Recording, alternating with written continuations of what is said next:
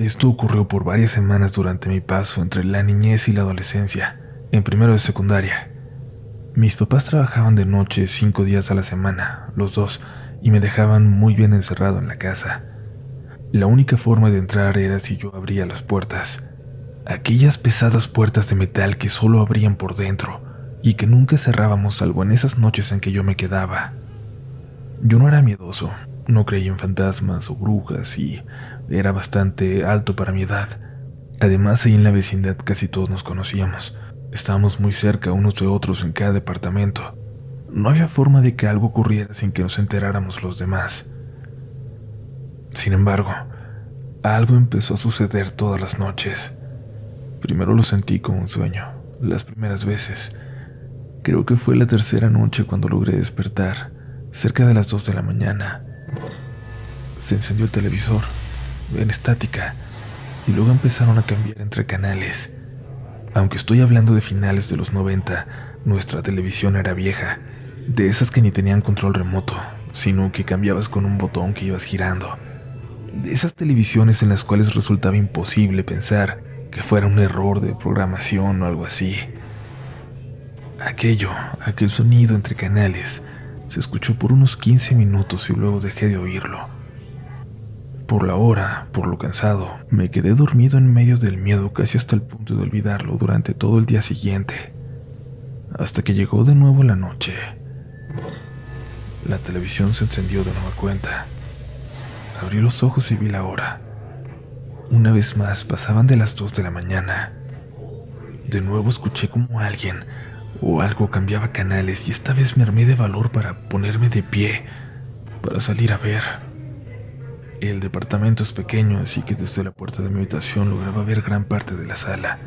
Lamentablemente en la televisión no, pero aún así al abrir la puerta me di cuenta de que no estaba soñando, que no había escuchado mal. Se veía el resplandor de la luz de la televisión en todo el pasillo. ¡Ey!, grité. Fue lo único que se me ocurrió y en ese momento el resplandor se apagó dejando todo en la oscuridad y escuché unos pasos que corrían rápidamente por el pasillo. Yo di 2 pasos atrás para entrar de nuevo en mi habitación y encerrarme. El único teléfono de la casa estaba en la sala precisamente. Estaba solo, no tenía forma de pedir ayuda. Corrí hacia la pared de mi cuarto que sentía más cercana al departamento de al lado y empecé a golpearla, tratando de llamar la atención de los vecinos para ver si los despertaba. Escuché cómo golpeaban desde el otro lado. Había logrado despertarlos. Me armé de valor y corrí hasta la puerta atravesando el pasillo y la sala por temor a ese ser que estaba allá afuera, a lo que sea que estaba allí en la sala, y abriendo las puertas de metal salí hasta el patio de la vecindad. No esperé a que salieran los vecinos de al lado que desperté. No, corrí hacia el departamento de mi madrina directamente para despertarla, para que me dejara dormir ahí el resto de la noche. Lamentablemente, aunque me recibió, no me creyó. Tampoco mis padres. Me dijeron que ya estaba grande para creer en fantasmas. Y los vecinos de al lado dijeron que ellos no habían escuchado que yo tocara, mucho menos habían tocado de vuelta. Esto no ayudó para la credibilidad de mi caso. Pero bueno, mis papás sí se preocuparon por mí. Por eso la noche siguiente mi mamá se quedó en la casa. No fue a trabajar. Querían que yo durmiera tranquilo, que viera que no pasaba nada raro en el departamento, y es que sus trabajos dependían de que yo pudiera quedarme en casa solas con seguridad cada noche. Aproveché el frío que hacía y me tapé con todas las cobijas que tenía. Me puse una sudadera con gorro y dormí con ella, y unos tapones para los oídos también. Quería taparme lo más que pudiera. No quería escuchar nada más. Tampoco estaba tan preocupado como antes. Esa noche estaba mi mamá en la casa y yo a estas alturas lo único que quería es que ya no se burlaran de mí. Me funcionó. Me quedé dormido. No escuchaba absolutamente nada. Cada noche el sonido de mi propia respiración me arrullaba. Pero 2 noches más tarde, de nuevo conmigo durmiendo de esta forma, algo me despertó de nueva cuenta en la mitad de la noche. Alguien me estaba sacudiendo violentamente. Abrí los ojos asustado por lo repentino de esto y vi a mi mamá con su dedo en la boca indicándome que no hiciera ruido. Se veía muy asustada. Me quité los tapones de los oídos y el gorro de la sudadera y le pregunté en voz baja qué estaba pasando. Se señaló un oído pidiéndome que escuchara. Al fondo, en la sala, logré escuchar de nuevo la televisión, pero había algo más.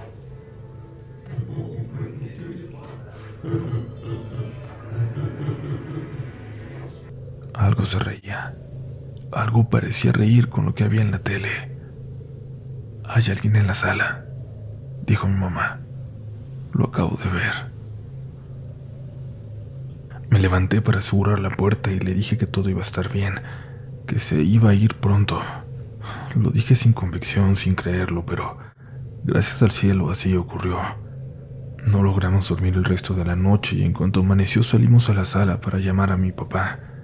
Las siguientes noches mi padre dijo que él se iba a quedar, que se dormiría en la sala para ver si ese fantasma se le aparecía a él, que lo iba a estar esperando, pero esto ya no ocurrió. No nos volvió a despertar la televisión. Mi mamá juraba que aquella noche, cuando ella la escuchó, salió y vio a alguien sentado en el piso frente a ella, pegado a la tele, algo que parecía estar desnudo y que era extremadamente delgado. Un demonio, lo llamó. Las cosas se calmaron por unos días con mi papá y luego con mi madre volviendo a casa también. Intentaron ya no irse los dos juntos al menos unas semanas hasta que yo hubiera superado estas pesadillas, como decía mi papá. Ese encuentro, como decía mi madre. Pero algo más pasó. Una madrugada casi a la misma hora nos despertó algo, a nosotros y a toda la vecindad. Había una conmoción que salía de otro departamento del segundo piso al fondo. Un joven iba llegando a su casa después de trabajar, y al entrar vio a una figura salir corriendo de su habitación. Le gritó a su mujer pensando que había sido ella, pero ésta le respondió desde a un lado, dormida en la sala al lado de la entrada. Le dijo a su esposa que había alguien más en la casa, que había salido de la habitación y que se metió a la recámara pequeña, donde guardaban cosas. Al entrar los dos a revisar armados con los cuchillos de la cocina, ya no encontraron a nadie, pero revisaron a fondo. En lo más profundo del closet, encontraron una tabla sobrepuesta. Detrás de ella, un agujero de unos 30 centímetros de diámetro. Al asomarse por ahí, alcanzaron a ver a alguien escondido entre las paredes y se perdió de vista en un segundo. Todos en la vecindad se despertaron alertados por el escándalo. Todos entraron y se asomaron a este pasaje que era real, el pasaje en el closet. La gente empezó a correr a revisar en sus casas para que no hubiera entradas similares y las encontraron en al menos 4 departamentos más en el segundo piso, incluido en el nuestro. Estaba en la alacena en la que casi nunca entrábamos porque siempre había cosas pesadas del trabajo de mis padres guardadas ahí. Toda la gente se puso como loca y querían buscar al intruso vivienda por vivienda, pero algunos vecinos más prudentes lo impidieron. Al día siguiente, sin darnos cuenta, una vecina de la vecindad se fue con las pocas cosas que pudo llevar en un par de maletas. Algunos vecinos dijeron que salió con una caja grande, donde parecía llevar a alguien a escondidas. Otros negaron eso, pero lo cierto es que nadie sabía a ciencia cierta cómo o por qué se había ido, y en aquel entonces ni se pensaba en tener cámaras de vigilancia.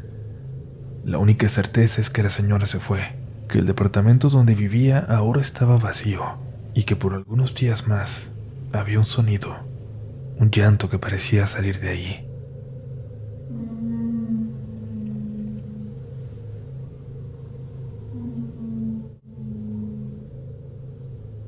Cuando la policía finalmente nos hizo caso y se presentó a petición de los vecinos para revisar el lugar, no encontraron nada en el departamento, solo aquella entrada por el closet hacia las paredes que conectaban todo aquel segundo piso. Lo raro es que todos los que lo vieron dijeron lo mismo. Era imposible que un adulto normal por lo menos, cupiera por ahí. Ya anteriormente he compartido algunas historias con ustedes. Una de ellas, que me contó mi mamá, tuvo la fortuna de aparecer en una recopilación de relatos de la noche y aunque, como te dije, yo no he experimentado aún algo paranormal, sí hay una historia que puede ser lo más macabro que he vivido. Sucedió en Chihuahua, uno de tantos poblados a pasos de la frontera con Estados Unidos y donde estuvimos por algunos días. Fue por algo bastante fuerte que terminamos ahí.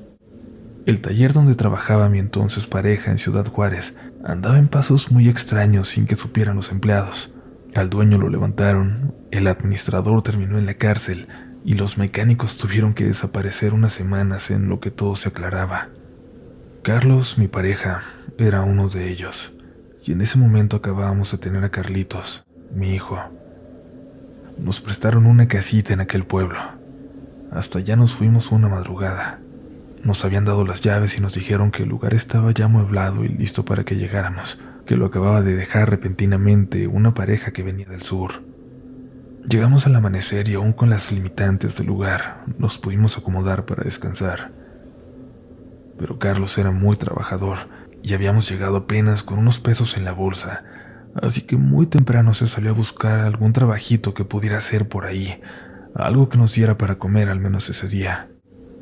Regresó por la tarde con comida y algo de despensa que nos ayudaría a pasar esos días.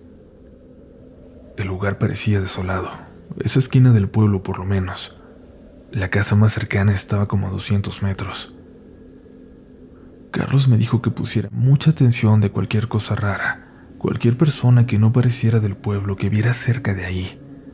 Como estábamos en la mera orilla, la última casa de una calle que terminaba justo ahí, no había razón para que alguien se acercara.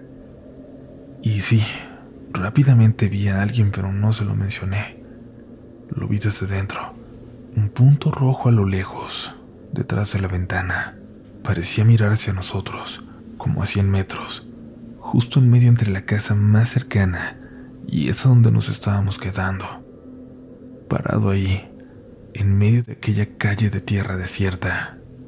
En ese momento, les puedo jurar, pensé que era una alucinación por el cansancio, pues aquella vestimenta roja brillante de pies a cabeza contrastaba mucho con lo árido y desértico, con el poco color de ese lugar. Estuvo parado o parada ahí un buen rato hasta que lo perdí de vista, y luego simplemente se fue.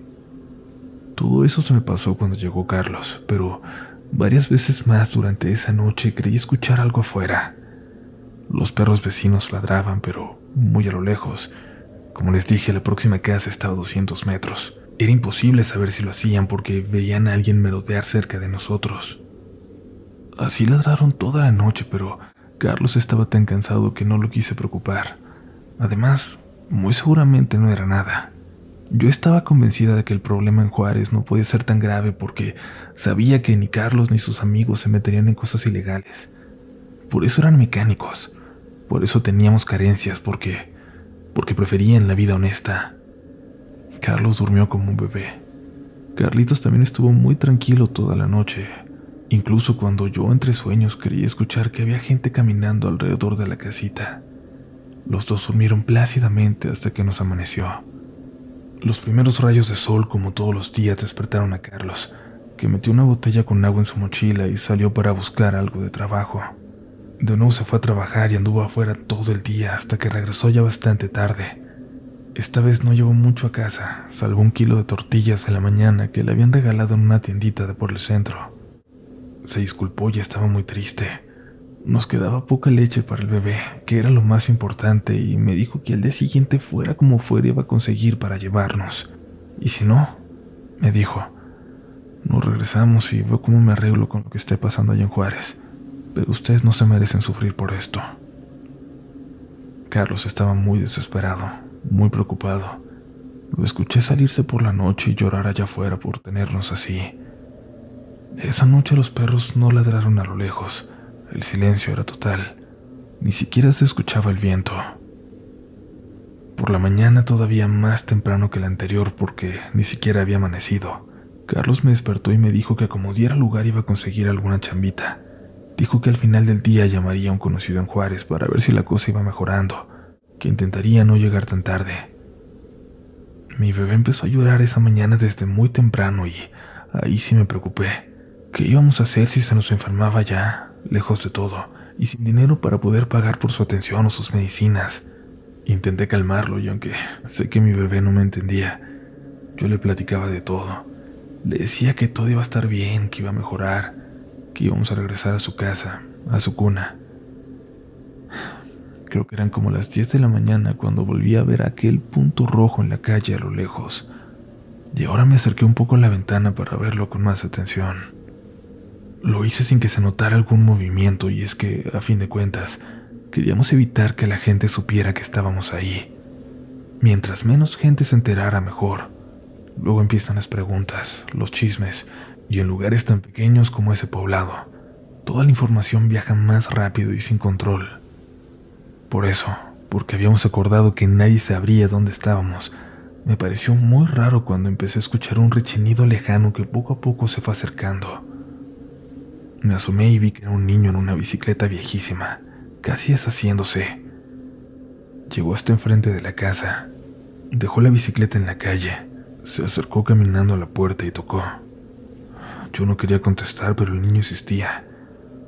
Me mandó tu esposo, se fue a otro pueblo a trabajar al campo. Le van a pagar bien, pero dice que regresa hasta muy tarde, que no te asustes. Se alejó unos pasos y luego volvió.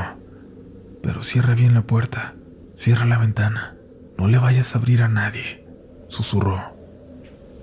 Sin esperar a que le respondiera, caminó hasta su bicicleta y se alejó por la calle por la que llegó. Y a pesar de que era un aviso de Carlos, no hizo más que ponerme nerviosa. Había un viento seco recorriendo el pueblo y yo suelo ponerme algo ansiosa cada luna llena, como esa que se avecinaba esa noche. Oscureció muy temprano. El viento se fue y de nuevo todo quedó en completo silencio hasta que aquellos perros que se oían como a 200 metros volvieron a ladrar. Yo estaba tan intranquila que había apagado todas las luces. Quería que pareciera que no había nadie ahí. Me asomé por la ventana para ver si alcanzaba a ver algo y, lamentablemente, lo vi. Vi 3 figuras de rojo, de ese mismo rojo brillante, que venían por aquella calle oscura caminando hacia nosotros, por aquella calle que era la única entrada hacia donde estábamos, pero también la única salida. Mi bebé tenía un ratito de haberse quedado dormido luego de llorar todo el día, y yo le rogué a Dios que no fuera a llorar en ese momento. Quien fuera que estaba allá afuera llegó hasta la casa. Se acercaron a la puerta. Tocaron con mucha fuerza la puerta y yo vi con terror cómo el bebé casi se despertaba. Sabemos que están aquí, aunque no hagan ruido. Es hora. Saca al bebé. Esas palabras se me clavaron como agujas en la cara y empecé a temblar. No solo había gente muy extraña detrás de la puerta, sino que querían a mi bebé, y yo no tenía forma de pedir ayuda o de escapar. Escuché pasos como si rodearan la casa por fuera. Tenía las cortinas cerradas y esperaba que no se pudieran asomar. Ya sabías que íbamos a venir. Saca al bebé o a la niña. Tú decides cuál de los dos. Todo sirve. En ese momento me di cuenta de que no nos buscaban precisamente a nosotros. Quizás buscaban a la familia que acababa de dejar aquella casa, pero no creía que eso me pudiera ayudar. Me acerqué a la puerta debatiéndome entre contestar, entre intentar salir de eso por las buenas o seguir fingiendo que no había nadie ahí. Te puedo escuchar detrás de la puerta, dijo aquella voz. Los perros ladraban con más fuerza y escuché el sonido de un motor a lo lejos, una camioneta. Me asomé disimuladamente por la ventana y noté que también venía hacia nosotros. Quien estaba detrás de la puerta corrió también hacia atrás de la casa. La camioneta llegó y se estacionó frente a nosotros. Tuve miedo y en ese momento pensé que quien estaba buscando a Carlos finalmente nos había encontrado. Pero alcancé a ver algo. En la parte de atrás de la camioneta, vi aquella bicicleta vieja en la que el niño había llegado por la mañana. Intenté ver hacia afuera por entre la rendija de la cortina. Logré ver al niño en el asiento del pasajero mirando hacia la puerta. No alcancé a ver quién manejaba. Luego la camioneta le dio la vuelta a la casa, muy, muy despacio. Notaba cómo echaban luz con una lámpara, pues se colaba por las rendijas de las cortinas. Le dieron una vuelta y luego se alejaron. Logré ver que nadie se subió. Las personas de rojo que habían llegado antes seguían ahí, seguramente muy cerca. Pasaron unos 15 minutos, o al menos eso creo. Quizás fue solo uno, cuando los perros vecinos me hicieron volver a asomarme. Esta vez pude ver unas 5 o 6 figuras de rojo brillante todas, acercarse por la calle. Me metí debajo de la cama con el niño y empezó a llorar. Ya era totalmente evidente que estábamos ahí.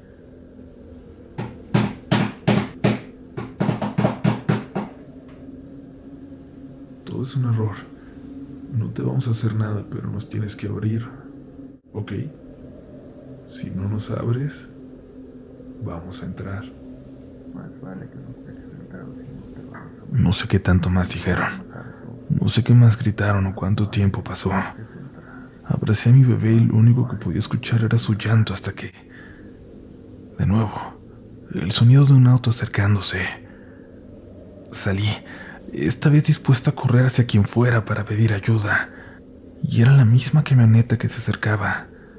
De nueva cuenta parecía ya no haber nadie alrededor de la casa. La camioneta se detuvo enfrente. De la caja saltó Carlos. Agradeció muy feliz con una palmada y la camioneta se alejó. Carlos entró sonriendo, con una bolsa con comida para cenar en una mano y en la otra la leche para el bebé. Lo abracé y lo apreté, y le pedí que nos fuéramos de allí porque había gente muy rara rodeando la casa. Extrañado salió a revisar, pero ya no había nadie, aunque los perros no dejaban de ladrar. Salí detrás de él. Tampoco pude ver nada.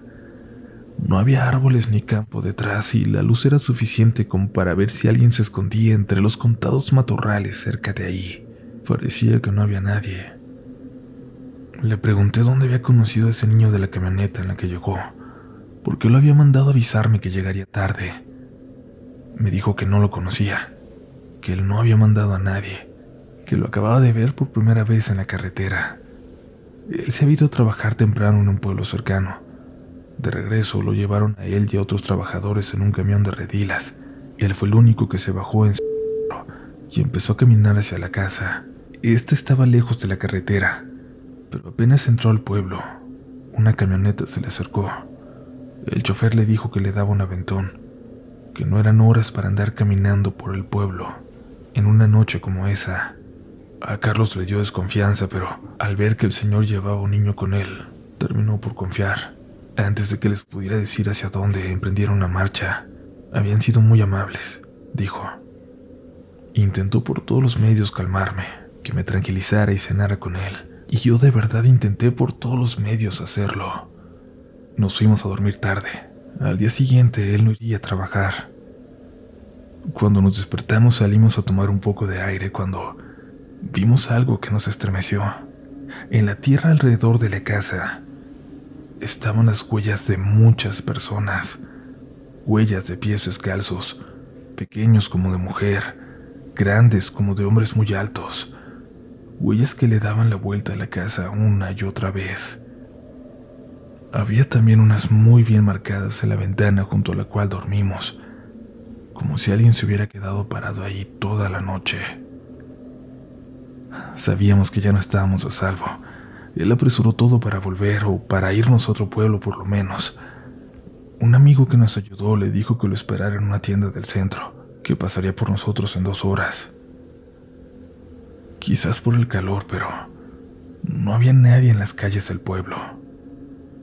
Nos sentamos afuera de la tienda. Me dio mucha sed y entré a comprar un poco de agua. Cuando salí, Carlos estaba platicando con un señor muy amable, ya mayor. Luego me explicó que era una especie de sacerdote, pero no católico como nosotros, de una de esas religiones que pululan tanto en los pueblos, que son raras aunque dicen creer en nuestro mismo Dios. Aquel señor le dijo que nos acercáramos, que nos integráramos a ellos, que nos esperarían si íbamos en la noche y nos organizarían una bienvenida, que tendrían muchas cosas para el bebé. Por pura cortesía, Carlos le dijo que sí.